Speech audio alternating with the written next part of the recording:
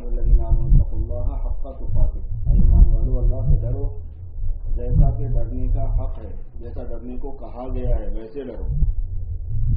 دین پر عمل کرنے کی دو شکلیں ہوتی ہیں۔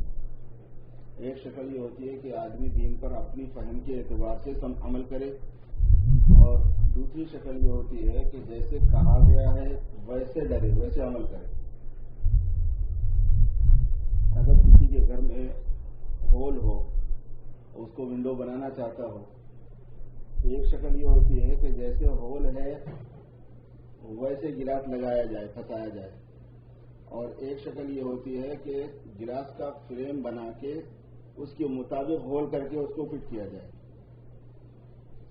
تو اتقوا اللہ حق تقاتہ کا مطلب یہ بتاتے ہیں علماء کہ جیسے کہا گیا ہے ویسے اللہ سے ڈرو، جیسے تم سوچ رہے ہو ویسی مراد نہیں ہے۔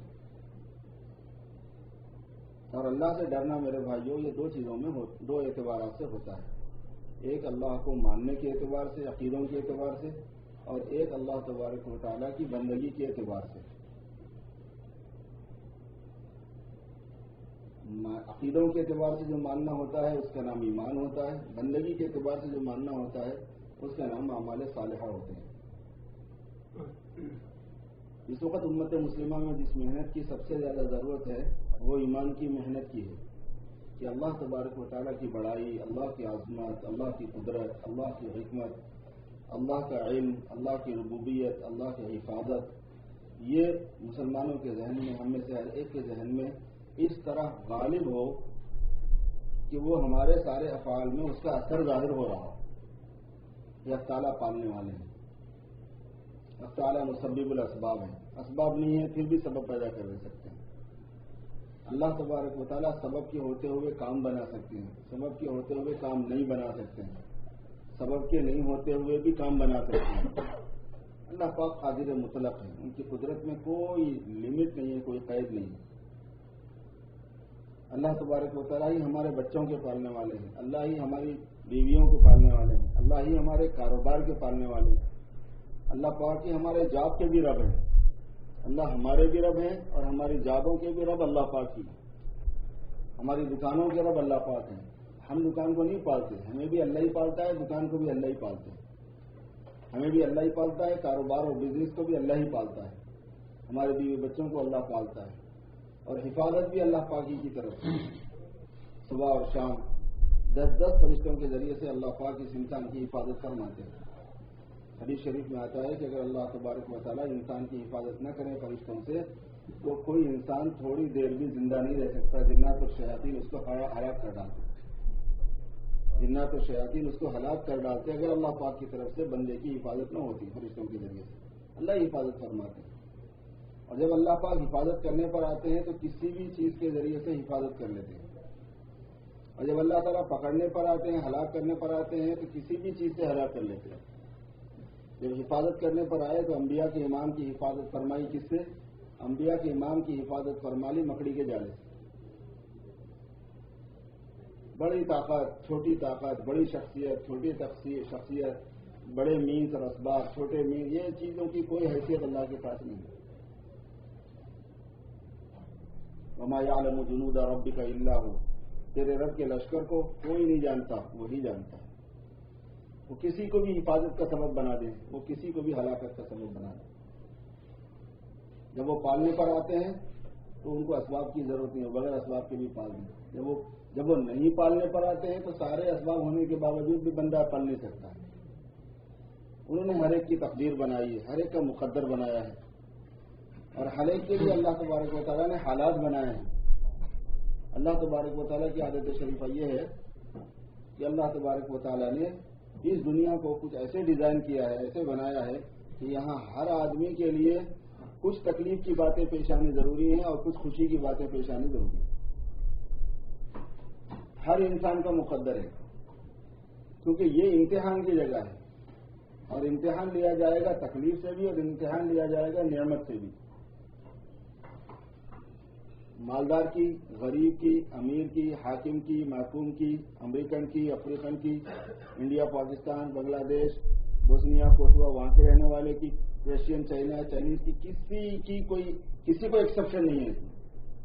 کسی کو نہیں. عالم کی، جاہل کی، شہری کی، بدوی کی کوئی ایکسیپشن نہیں. ہر انسان کو کچھ پریشانی آئیں گی، کیونکہ امتحان لینا ہے پریشانیوں سے، اور ہر انسان کو کچھ نعمتیں ملے گی کیونکہ امتحان لینا ہے نعمتوں سے. دونوں میں اللہ تبارک و تعالیٰ آزمانا چاہتے ہیں اپنے بندے کو. قرآن پاک میں اللہ تعالیٰ نے فرمایا فَأَمَّا الْإِنسَانُ إِذَا مَا ابْتَلَاهُ رَبُّهُ فَأَكْرَمَهُ وَنَعَّمَهُ فَيَقُولُ رَبِّي أَكْرَمَنِ. جب اللہ تبارک و تعالیٰ انسان کو آزماتے ہیں اور اس کو نعمتیں عطا فرماتے ہیں، کرم کرتے ہیں اور نعمتیں عطا فرماتے ہیں، تو کہتا ہے میرے رب نے میری بڑی عزت افزائی کی، بڑی عزت دی مجھے. وَأَمَّا إِذَا مَا ابْتَلَاهُ فَقَدَرَ عَلَيْهِ رِزْقَهُ فَيَقُولُ رَبِّي أَهَانَنِ. اور جب اللہ اس کو آزماتا ہے اور اس کی روزی کو تھوڑا تنگ فرما دیتا ہے، حالات تھوڑا ٹائٹ کر دیتا ہے، تو کہتا ہے میرے رب نے مجھے ذلیل کر دیا. کلا، ہرگز ایسی بات نہیں ہے، تم نے غلط سمجھا ہے. تم کو کچھ دینا یہ فضل کی دلیل نہیں ہے. فضل تو اس کی بات پر ڈیپینڈ کرتا ہے کہ تم اس میں کیا شو کرتے ہو. فضل تو اس پر ڈیپینڈ کرتا ہے کہ دینے میں تم شو کیا کرتے ہو، ریئیکشن کیا ہے تمہارا. اور کچھ تکلیفوں کا آ جانا یہ ہماری مصیبت کی دلیل نہیں ہے. مصیبت تو ڈیپینڈ کرتی ہے اس بات پر کہ اس کا تم ریئیکشن کیا دکھاتے ہو. ہماری آزمائش ہے. علم کی کمی سے قرآن اور حدیث کا علم ہمارے اندر کم ہو گیا. اس کا نتیجہ یہ ہوا کہ ہم نے بھی ہماری سوچ سمجھ بھی دنیا کے اعتبار سے ہو گئی. دنیا کے نزدیک یہ ہے کہ آدمی کے پاس دولت ہو جائے، آدمی کے پاس اسباب ہو جائیں، آدمی کے پاس سہولتیں ہو جائیں، اچھا مکان بن جائے، گاڑیاں بن جائیں، کاروبار چلنے لگے، خوب پیسہ آ جائے، وہ آدمی سکسیسفل ہے. اور دنیا کے بارے میں بھی ہم سمجھتے ہیں دیکھو کتنے سکسیسفل لائف ان لوگوں کی ہے. ہم اپنے بارے میں سوچتے ہیں کہ دیکھو ابھی تک میں اپنی لائف کو اپنی سکسیسفل نہیں بنا سکا. سارا آدمی اسی کنفیوژن میں ہے. اللہ نے قرآن پاک میں اس دھوکے سے نکالا ہے مسلمانوں کو. فرمایا کہ دیکھو فرعون، اس کے پاس کیا چیز نہیں تھی. حکومت تھی اس کے پاس، دولت تھی اس کے پاس، شوکت تھی اس کے پاس، فوج تھی اس کے پاس، وسائل تھے اس کے پاس، نہریں اس کے پاس تھی، ایگریکلچر اس کے پاس تھا، سب تھے اس کے پاس. وہ سکسیسفل تھا، کامیاب انسان تھا. اس کو یہی دھوکہ ہو گیا تھا کہ وہ کامیاب ہے، اور دوسروں کو بھی یہ دھوکہ ہو گیا تھا کہ یہ کامیاب ہے. کامیابی تو ایمان کے ساتھ ہے، اعمال کے ساتھ ہے. جب فرعون کو حضرت موسیٰ علیہ السلام نے سمجھایا اور ایمان کی دعوت دی تو فرعون نے اپنی کابینہ میں یہ بات کہی علیس لی ملک مصر وہذہ الانہار تجری من تحتی. کیا مصر کی بادشاہت میرے پاس نہیں ہے؟ جب میں کنگ ہوں، بادشاہ ہوں، محلات میرے پاس ہے، فوج میرے پاس ہے، دولت میرے پاس ہے، سہولتیں میرے پاس ہے، ٹرانسپورٹیشن کی کمی میرے پاس نہیں ہے. وہذہ الانہار تجری من تحتی، اور نہریں میرے نیچے سے بہہ رہی ہیں. نہریں میرے نیچے سے نہیں. جس آدمی کے پاس نہروں کا سسٹم کامیاب ہو، ایگریکلچر کا مسئلہ حل ہے. اس کا بولنے کا مطلب وہی تھا کہ وسائل زندگی میرے پاس کم نہیں ہے. افلا تبصرون، کیا تمہیں نظر نہیں آتا؟ اور کس چیز کا نام ہے کامیابی؟ یہ فرعون نے کہا. اللہ تبارک و تعالیٰ نے بتا دیا کہ یہ کامیابی نہیں ہے، یہ تو کامیابی کا دھوکہ ہے. امتحان کی جگہ کو تو کامیابی سمجھ رہا تھا. یہ تو دیا گیا تھا ٹیسٹ کرنے کے لیے بھی. قارون کو یہی دھوکہ ہو گیا تھا. اس کو خوب دولت مل گئی تھی. دنیا کا ضابطہ ہے جس کے پاس دولت ہے وہ سب چیز لے سکتا ہے. مگر دنیا میں سب کچھ لینا کامیابی نہیں ہوتی، اس لیے کہ رہنا ہی نہیں ہے یہاں پہ رہنا نہیں ہے. ایک بادشاہ نے بہت بڑا محل بنایا، عالی شان محل، ہر قسم کے وسائل سے اس کو مزین کیا، کسی چیز کی کمی نہیں رکھی. اپنے دوستوں کی دعوت کی. اس میں ایک اللہ کا ولی بھی تھا. اس سے اس نے تبصرے کے لیے کہا کہ بتاؤ میرا محل آپ کو کیسا لگا؟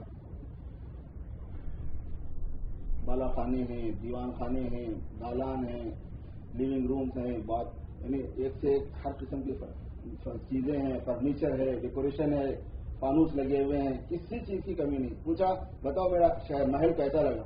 یعنی کہ بادشاہ سلامت اس میں دو چیزوں کی بڑی کمی ہے. لیکن میں نے ایسے ایسے انجینئروں سے ڈیزائن کرا کے ایسے ایسے کام کروایا ہے، اس میں دو چیزوں کی کمی کا کیا مطلب ہے بھائی؟ کیا دو چیزیں ہیں کم؟ اور میں بادشاہ سلامت ایک بات تو یہ ہے کہ آپ بہت جلدی مر جائیں گے، اس میں رہیں گے نہیں، آپ اسے انجوائے کر ہی نہیں سکیں گے. محنت کر کے جب آدمی کے شکل کب ہوتا ہے؟ جب مرنے کے قریب ہوتا ہے. آپ مر جائیں گے بہت جلد. اور دوسری اس میں کمی یہ ہے کہ یہ خود تھوڑے دنوں میں ویران ہو جائے گا. دنیا کی کوئی چیز نہیں رہتی.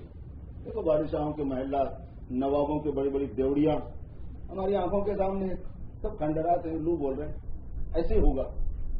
تو یہ دنیا میں کسی کو رکھنے کے لیے بھیجا ہی، رہنے کے لیے بھیجا ہی نہیں گیا ہے. تو یہاں اگر کسی کو کھانے پینے کی سہولت مل گئی تو وہ سکسیسفل انسان تھوڑی ہوتا ہے. یہاں تو ہماری زندگی کا ایک چھوٹا سا پارٹ ہے جو ہمیں یہاں رکھنے کے لیے رکھا گیا ہے. ہماری لائف بہت لانگ ہے، بہت لمبی ہے. ایک چھوٹا سا پیس ہماری ہی لائف کا، ہماری 2 لائفیں نہیں ہوتی، ایک ہی لائف ہے وہ، اس کا ایک پیس یہاں ہے، اور وہ بھی تیاری کے لیے. جیسے ماں کے پیٹ میں ہماری زندگی کا ایک حصہ ہے. دنیا کی زندگی میں کوئی دوسری لائف لے کے نہیں آیا ہوں، وہی زندگی ہے جو ماں کے پیٹ میں ملی تھی. وہاں انسان کی ذات بنتی ہے. اس دنیا کے پیٹ میں انسان کو صفات بنانے کے لیے، ایمان بنانے کے لیے، اعمال بنانے کے لیے اللہ پاک نے رکھا ہے. اس دنیا میں تو ہم اس لیے یہاں قارون کو دھوکہ ہوا تھا کہ دولت مل گئی تو بس کافی ہے. ہمیں بھی دھوکہ ہو گیا کہ دولت مل جائے، ڈالر مل جائے، پیسہ خوب بننے لگے تو بس کافی ہے. تھوڑے دن میں ختم ہو جائے گا، مر جائیں گے. بنائی بہت سی چیزیں، مکانات بنائے، بیلنس بنایا، سامان بنایا. جب انسان کی موت آ جاتی ہے تو بنی ہوئی چیز باہر رہ جاتی ہے، اور بغیر بنا ہوا انسان اندر چلا جاتا ہے زمین کے اندر. انسان بنتا ہے اندر سے، انسان بنتا ہے اس کے اپنے دل سے. اس کا پہلے یقین بنتا ہے، اس کا پہلے ایمان بنتا ہے، پھر اس کے اعمال بنتے ہیں. تو جب چیزیں بن گئی اور آدمی مر گیا تو بنی ہوئی چیزیں باہر رہ گئی، بے بنا ہوا انسان اندر اتر گیا. فرشتے پوچھتے ہیں کہ تو کیا بن کے آیا؟ وہ کہتا ہے کہ میں بہت کچھ بنا کے آیا. فرشتے کہتے ہیں کہ یہ نہیں پوچھ رہے ہم آپ کہ تم کیا بنا کے آیا، ہم تو یہ پوچھ رہے ہیں کہ تم کیا لے کر آئے ہمارے پاس. حق تعالی شان قرآن پاک میں فرماتے ہیں افلا یعلم اذا بعثر ما فی القبور، کیا نہیں جانتے اس بات کو کہ جب قبر سے نکالا جائے گا انسانوں کو. افلا یعلم اذا بعثر ما فی القبور وحصل ما فی الصدور، تو نکالا جائے گا اس کو جو سینوں میں ہے. دل میں کیا یقین ہے، دل میں کیا ایمان ہے، دل میں کس پر اعتماد ہے، کس کو رب سمجھا تھا، کس کو پالنے والا سمجھا تھا، کس کو نافع اور دار سمجھا تھا، کس کو معیز اور مذل سمجھا تھا، کس کو خافض اور باطل رافع سمجھا تھا. یہ تو اللہ تبارک و تعالی جب نکال کے دیکھیں گے. تو یہاں فرعون کو دھوکہ ہوا، قارون کو دھوکہ ہوا، قوم سمود کو دھوکہ ہوا، قوم عاد کو دھوکہ ہوا، قوم شعیب کو دھوکہ ہوا، قوم لوط کو دھوکہ ہوا، قوم نوح کو دھوکہ ہوا، قوم فرعون کو دھوکہ ہوا. قوموں کو بھی دھوکہ ہوا، انڈیویجولی بیسس پہ دھوکہ ہوا، کلیکٹیولی بیسس پر بھی دھوکہ ہوا. اور آج کا انسان بھی دھوکے میں ہے. اللہ وحی کا علم اسی لیے بھیجتا ہے کہ یہ انسان دھوکے سے نکل جائے. اور میرے بھائیوں، اللہ تبارک و تعالیٰ نے صحیح علم حضور پاک صلی اللہ علیہ وسلم پر نازل فرمایا، کلام الہی کی صورت میں اور احادیث مبارکہ کی صورت میں. پھر اللہ رب العزت نے اپنے کرم سے سرکار دو عالم صلی اللہ علیہ وسلم کو آسمانوں پہ بلایا، اور جو وحی کے ذریعے سے بتایا گیا تھا اس کو دکھایا گیا. معراج میں آپ کو اس کا مشاہدہ کرایا گیا. سبحان الذی اسری بعبدہ لیلا من المسجد الحرام الى المسجد الاقصى الذي باركنا حوله لنريه من آیاتنا انه هو السمیع البصیر. اللہ کی ذات پاک ہے جو لے گئی اپنے بندے کو راتوں رات مسجد حرام سے مسجد اقصی، اور پھر اس کے بعد میں سورہ نجم میں اس کے آگے لے جانے کا ذکر ہے، اور حدیثوں میں اس کی پوری تفصیل موجود ہے. اور جیسے قرآن پاک کی بات ہے ویسے حدیثوں کی بات ہے. وہ بھی اللہ کا علم ہے، وہ بھی اللہ کا علم ہے، وہ بھی وحی ہے، وہ بھی وحی ہے. پکی بات ہے، بالکل ایمان لانا ضروری ہے. اگر کوئی آدمی معراج پر ایمان نہ لائے تو مسلمان نہیں رہتا، کیونکہ جیسے قرآن پاک میں آ گئی اس پر تو بلیو کرنا ہے، اس پر تو یقین کرنا ہے. اور یہ یقین کرنا ہے کہ اللہ پاک نے یہ معجزہ سرکار دو عالم صلی اللہ علیہ وسلم کو عطا فرمایا کہ آپ اپنے جسم مبارک کے ساتھ گئے تھے آسمانوں پر. خواب نہیں پڑا تھا کوئی آپ کو، روح کے ساتھ، صرف سول کے ساتھ نہیں گئے تھے، وتھ باڈی اسٹرکچر. اب تو کہتے ہیں روح اور جسم دونوں کے مجموعے کو. سبحان الذی اسری بعبدہ، اپنے بندے کو لے.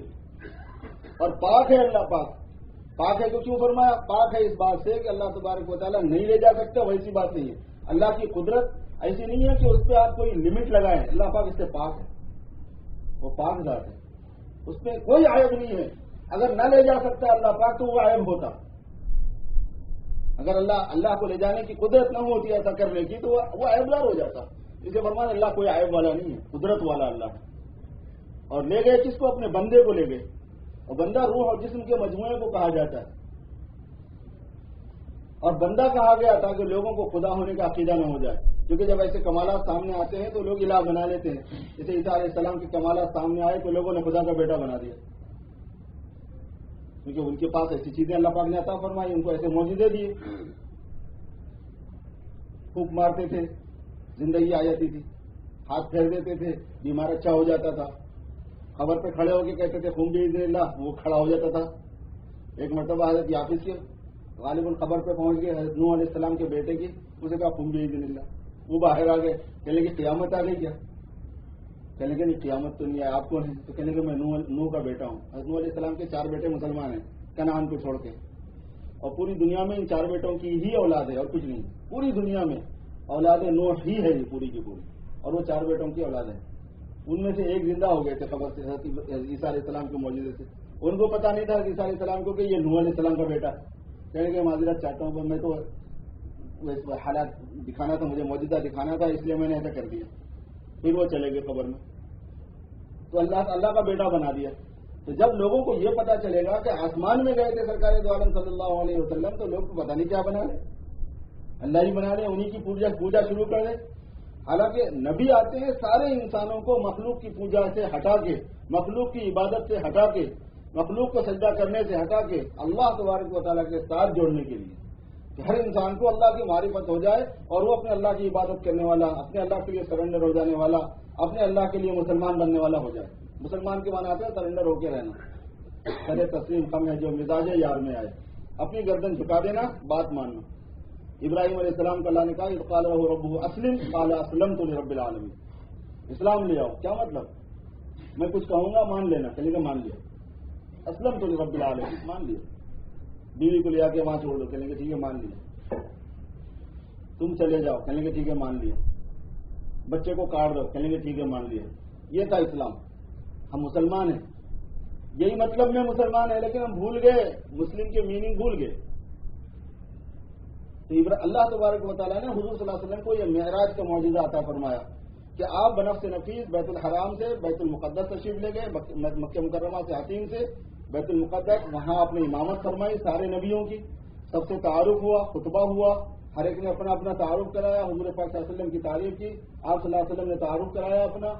پھر اس کے بعد اقامت ہوئی، پھر آپ صلی اللہ علیہ وسلم نے نماز لیڈ فرمائی، پورے نبیوں نے آپ کے پیچھے نماز پڑھی. لمبی چوڑی تفصیل جو بیان کی گئی ہے احادیث مبارکہ میں. پھر اس کے بعد آپ کو عرش سے، آسمان سے ایک زینہ لایا گیا، ایک لفٹ لائی گئی، اس کے اوپر آپ تشریف لے گئے. اللہ کی شان ہے، اللہ کی قدرت ہے.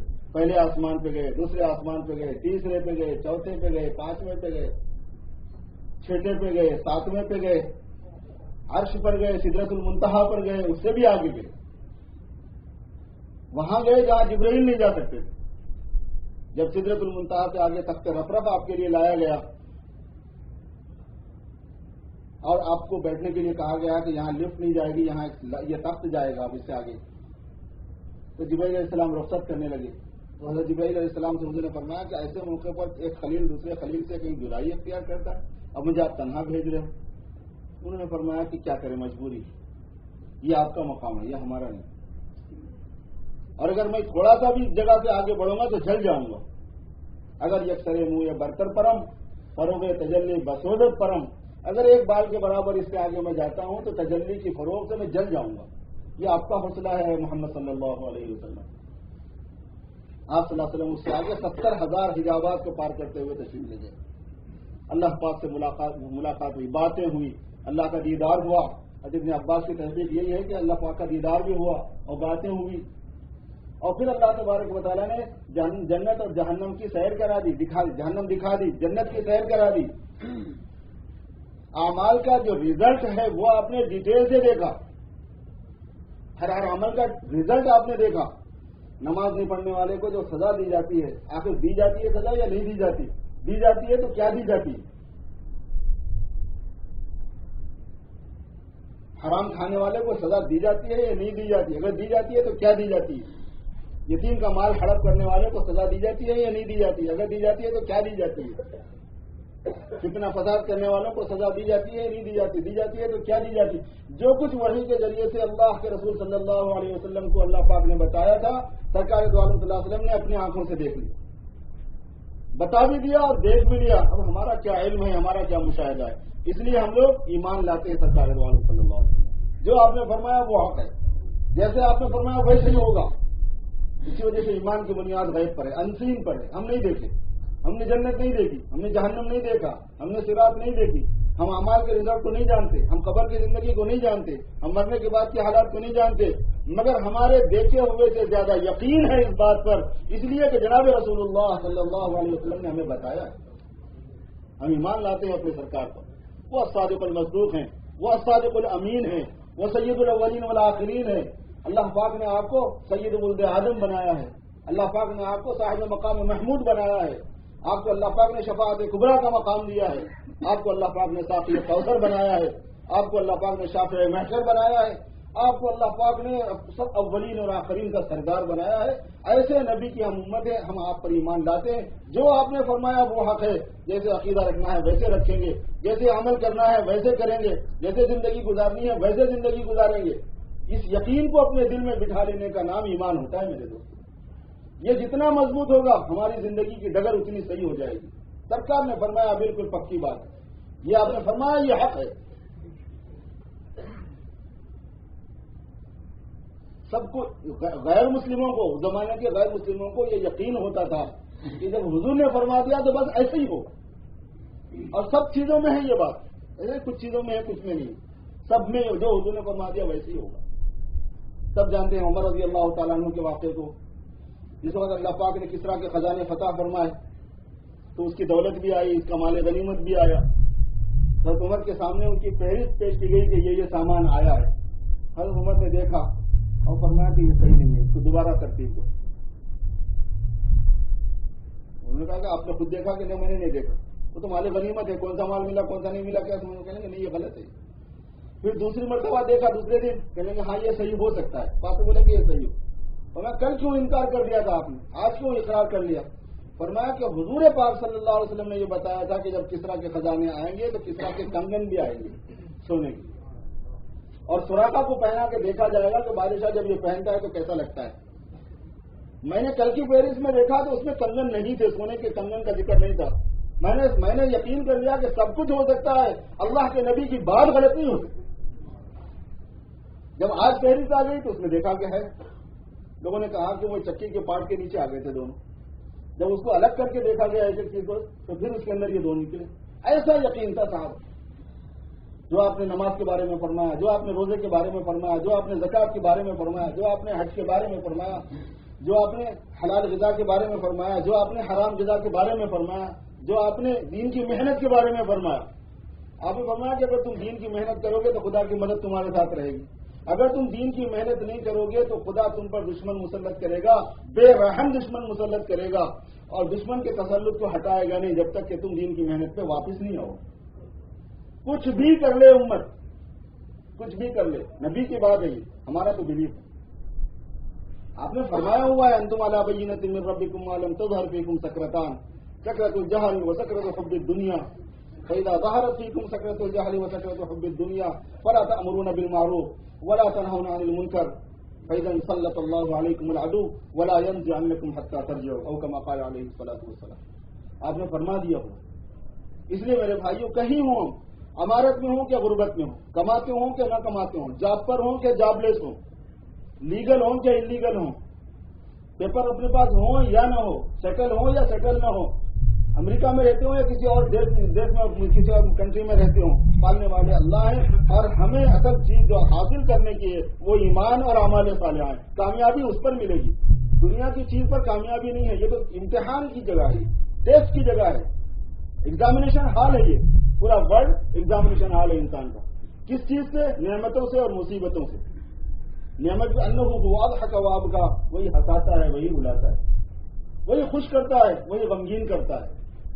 ہر ایک کے ساتھ یہ مسئلہ ہے، اس واسطے کہ صبر کا بھی امتحان ہے، شکر کا بھی امتحان ہے، کہ صبر میں دین پر جمتا ہے کہ نہیں جمتا مصیبت میں، اور نعمتوں میں دین پر جمتا ہے کہ نہیں جمتا، کیونکہ صبر اور شکر یہ دونوں ایمان کی صفات ہیں، تو ایمان کا ٹیسٹ ہے یہ، ایمان کی ایک لیول صبر میں، ایمان کا ایک لیول شکر کے ساتھ، تو صبر کا ٹیسٹ مصیبتوں، پریشانیوں، تکلیفوں، بیماریوں، حادثات، حالات، ہیڈک اس کے ساتھ، اور نعمتوں کا امتحان اس دوسری چیز کے ساتھ. اس لیے میرے دوستو ہمیں محنت کرنی ہے اپنے دین کے لیے. دین پر جمنا ہے.